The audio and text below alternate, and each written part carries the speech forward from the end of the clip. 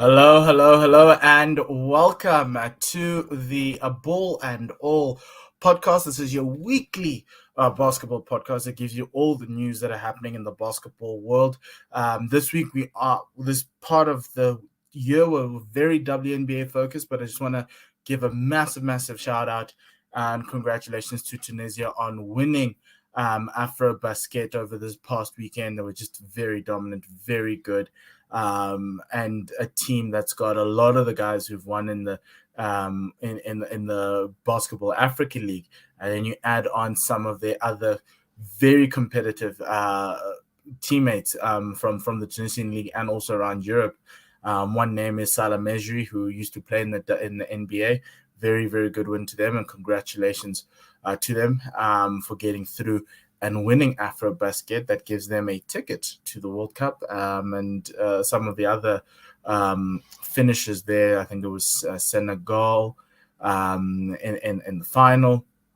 They made it through, and so just a very good tournament showcasing African talent. It was actually Ivory Coast in the final. Senegal lost to Ivory Coast in the semi-final. The final score ended up being 75-78. So well done to all those who competed in the Afro Basket. But this week we still do talk WNBA this week, so that's what we're talking about.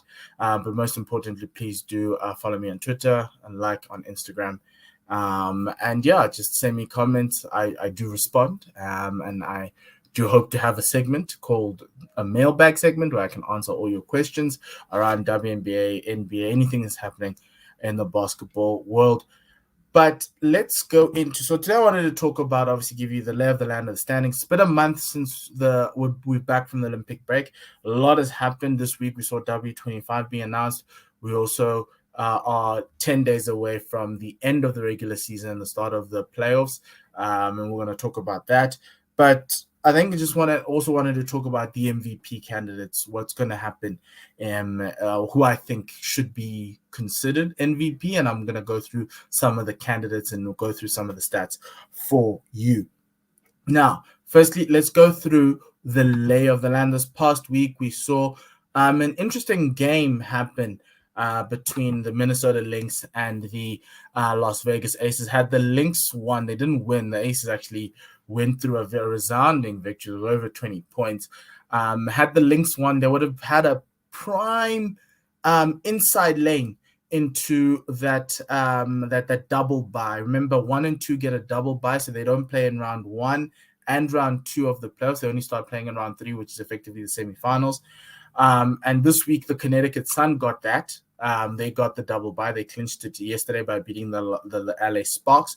The Las Vegas Aces essentially need to win one more game. I think the number of wins that you need to get to make it through is 22. The Storm only have 2 games left. They only have 2 games left. The Mercury have 3 games left, and the Lynx have 4 games left. So the Lynx, the Storm, and the Mercury need to be near perfect, whereas the Aces just need to win the next 2 of their games to make it through and get the double bye. We've already seen the 2 teams that have clinched the single bye, which is, and that's still up for grabs between the Mercury and the Lynx. The Storm could still lose it if they lose both their games, but I don't think they would. But it's still very up for grabs, that 3 and 4 spot, which gives you the first round bye. So the Lynx, the Mercury, and the Storm will be up for grabs. They don't play each other, which is kind of disappointing, but it also kind of stops teams from easing up in the final week and resting their main players. But then obviously the Sky are in. But then if you look at the Wings, the Liberty, the Mystics, they're fighting for the final two spots. You can see that the Wings are 1 game away from the Liberty. The Liberty are 1 game or half a game away from the Mystics. And essentially the Sparks are probably out of the race now, being a full game away from the number 8 spot with 3 games to go. So that's going to be quite interested with the Mystics, the Liberty, and the Wings. And I think the Mystics play the Liberty sometime in the final weekend. So that's going to be a humdinger because obviously these two are going to decide effectively. It becomes like a play-in game, which is something that the NBA wanted to introduce, but the WNBA seemingly having perfected it quite well. If you look at the teams who are on a hot streak, the Phoenix Mercury have won the last 10, and the Connecticut Sun have won the last 11. They haven't lost a game since we've come back from the Olympics, and I think even before then, they were on a win streak. They are just showing their dominance in the regular season. So that's the first thing. So that's just the lay of the land. That's what it looks like. If you look at what the playoff picture looks like right now, these are the teams currently in that first round. The teams on the bubble, the Mystics and the Sparks, and you can see now where the teams are in their respective. This will change going into next week, but I was just giving you a lay of the land to see what it actually looks like, who will play who going into the playoff picture. But most importantly, just looking at the remaining fixtures for these teams, some interesting games for these teams.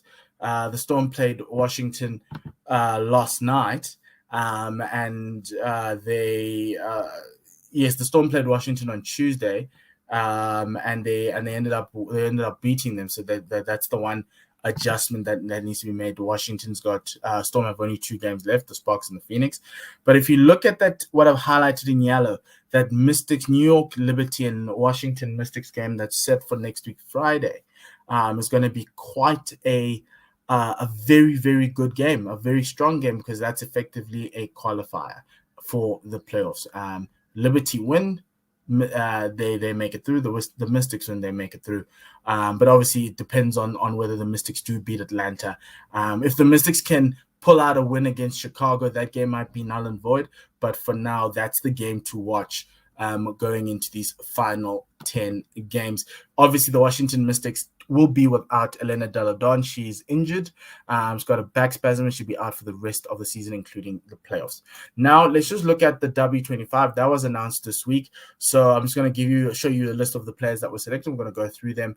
And so the first section of the players that were selected, they selected 25 players who have made an impact in the WNBA for the past 25. So it's like a WNBA all-time top 25. We've got Simone Augustus, Sue Bird, who's currently playing. There are 10 current players who are currently playing. Swin Cash, Tamika Catchings, Tina Charles, who's currently playing for the Mystics, Cynthia Cooper, Elena Delle Donne, who we just spoke about, Sylvia Fowles, who plays for the Lynx right now, Yolanda Griffith, Brittany Griner, who I will talk about later when we talk about MVP for the Mercury, Becky Hammond, who is the assistant coach of the San Antonio Spurs, Lauren Jackson, Lindsay Whelan, and then on top of that, Lisa Leslie, Angel McCoughtry, Maya Moore, Nneka Ogwumike, McCoughtry and Candace Parker essentially are still playing. Tina Penicheiro, who is the second in assists in the WNBA ever, Cappy Pondexter, Katie Smith, Brianna Stewart, Stewie, the current reigning MVP,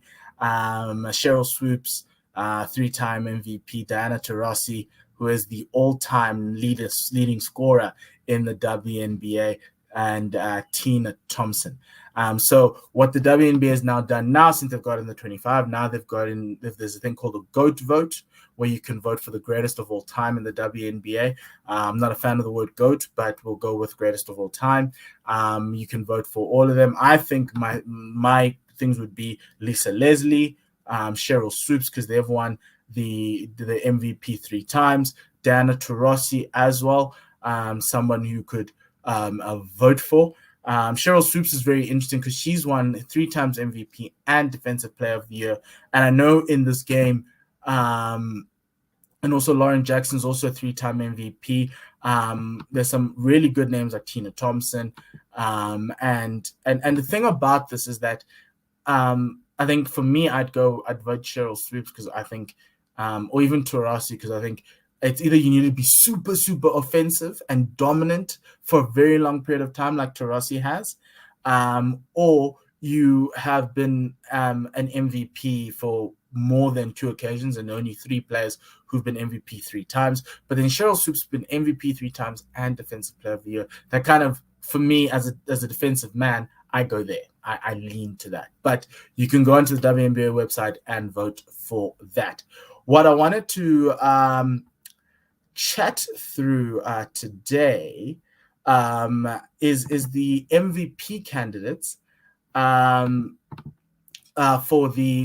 this season, to go through the different statistics and try to decide who the MVP is, or give you an idea of who the MVP is. Let me know who you think the MVP is, if I've got it all wrong, if there's somebody not on this list, and we'll talk about it, because it's actually, I think it's quite cool. So what I've got for you is all the people I think should be considered as candidates for the MVP. I've put in some people who have been on teams who are not in the top 4 or 5. So you can see I put in Erica Gunbowale, because I think she statistically as a scorer always puts up some really, really good numbers.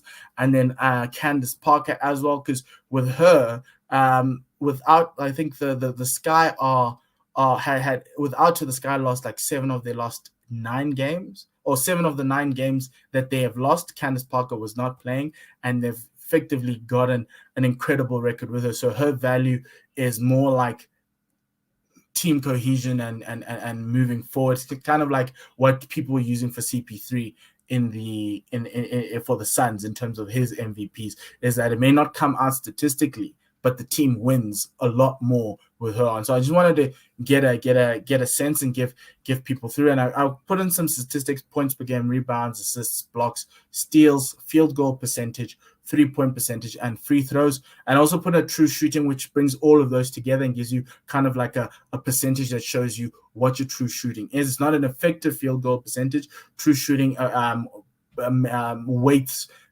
each shot differently. And so that's why it comes out like that. The PR is a player efficiency ratio, which kind of tells you how efficient a player is in their minutes. This is a ratio that's been used in the NBA to kind of decipher players. And for instance, in the NBA, if you're like a player efficiency ratio of over 30, of over 35, you are like an all-time great. Over 30, you are like MVP candidate. And then between 22 and 30, you range from MVP consideration in around about the 27s, going down to 25. And then after that, you're like in the all NBA all-star discussion. And so just to show that what that ratio is. And then win shares is the amount of games that you have contributed to your team winning. So on either side, but I was just giving you the win shares for net offense and defense.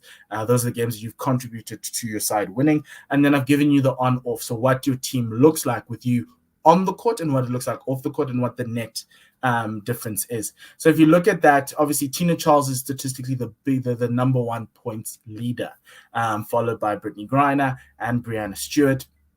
And look at Jonquel Jones is third for the Connecticut Sun. I put in the reigning MVP and AJ Wilson in there. If you look at all the statistics, I'd say just start looking at true shooting. So from a true shooting perspective, Jonquel Jones, even though she's only got 19 points, is a 62% true shooter compared to Tina Charles, who's at 54. So effectively, Jonquel, Brittany Griner, Sylvia Fowles are more efficient scorers than Tina Charles. And if you look at the season that Elena Delle Donne had, I think her true shooting was around the mid-60s, but she had a 50-40-90 season, which is the only 50-40-90 season anybody's ever had in the WNBA as an MVP. But if I look at the advanced statistics, the PR, Jonquel Jones' PR is 29, league leading. Brittany Griner's at 28. Those are my 2 runaway MVP candidates. But it's not just that. And not necessarily look at that, but there's a person I'd like to bring into the conversation.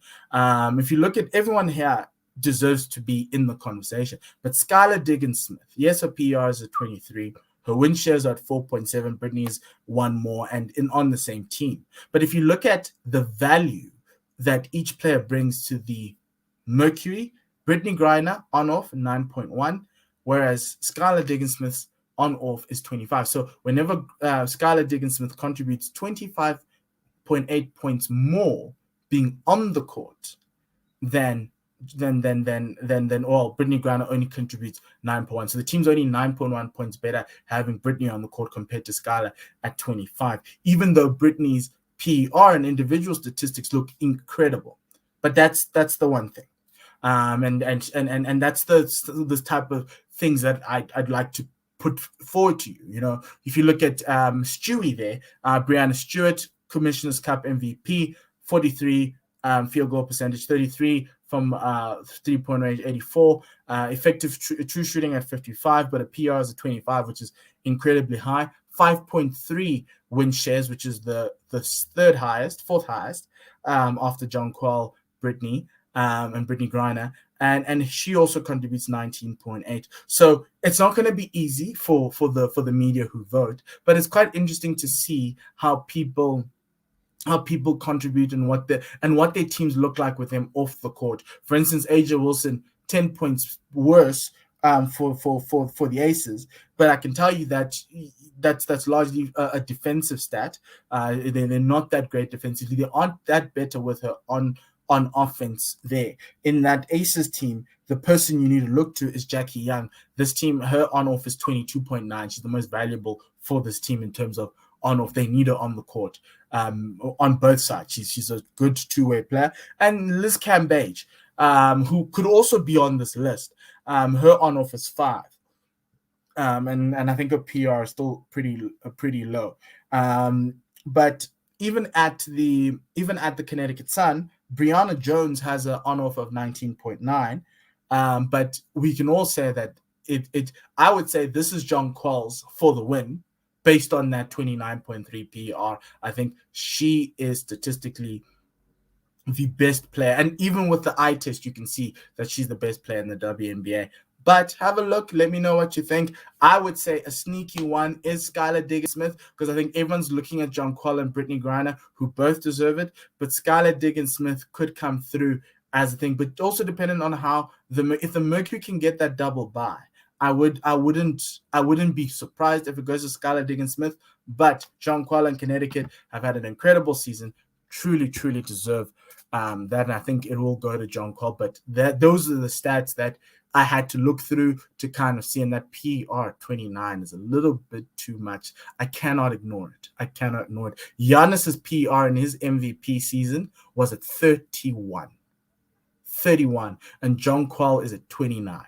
That tells me close to being a great in the WNBA. But the thing about it, look at the amount of players who are at like 25, 28, 24, 23. That tells you the class and the standard of the WNBA. But that's me for this week. Really do have a good week ahead. Just have a look at some of the fixtures going through for next week. Up until Thursday, we've got 10 days left, and then after next week Thursday, we've got 2 more days of games on Friday and on Sunday. But yeah, the Dallas Wings Las Vegas Aces could be an interesting one. I think from an offensive standpoint, I think the Wings could cause problems for the Aces. Outside of that, there's not that many. The Sparks have seemingly packed it in.